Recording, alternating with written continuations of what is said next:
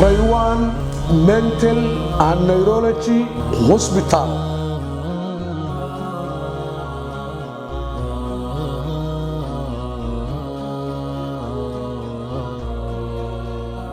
war baan ku hayaa door oo aad ku diirsanaysa dacalkayga istaag ee baliida daji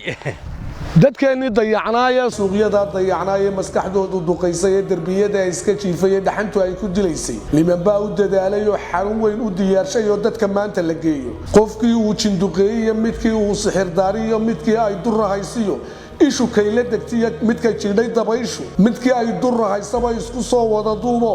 dadkii meesha la geeyay ilaahba dawale markii diinta la saaray dabiib bay ka heleen